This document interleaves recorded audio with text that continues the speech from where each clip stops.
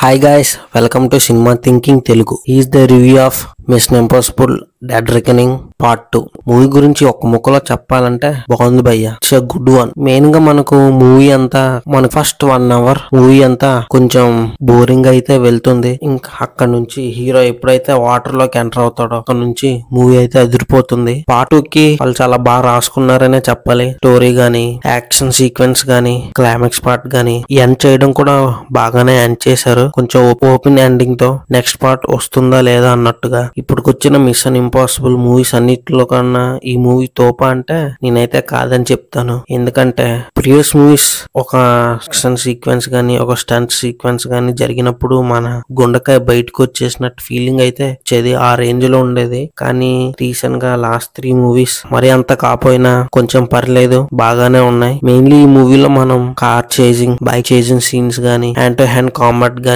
Miss అవుతాం. Cinema గంట నేలలో ఉంటే ఒక అరగంట నీళ్ళలో ఉంటుంది, మరో అరగంట గాల్లో ఉంటుంది మూవీ అంతా. ఇప్పుడు వచ్చిన మిషన్ ఇంపాసిబుల్ మూవీస్ తో కంపేర్ చేసి చూస్తే కొంచెం డిఫరెంట్ గా ఉంటుంది ఈ మూవీ. స్టోరీ అయితే నేనేం రివీల్ చేయాలనుకోవట్లేదు. ఎవరైతే పార్ట్ 1 చూసారో పార్ట్ 2 అయితే ఈజీగా అర్థమైపోద్ది.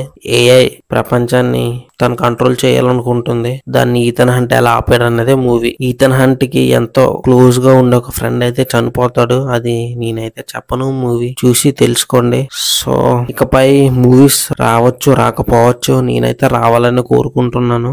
ఎవరైతే మూవీ చూసారో వాళ్ళ ఎక్స్పీరియన్స్ ని మన కామెంట్ లో తెలపండి. వీడియో నచ్చితే లైక్ చేయండి, షేర్ చేయండి, ఛానల్ ని సబ్స్క్రైబ్ చేయడం మాత్రం మర్చిపోకండి.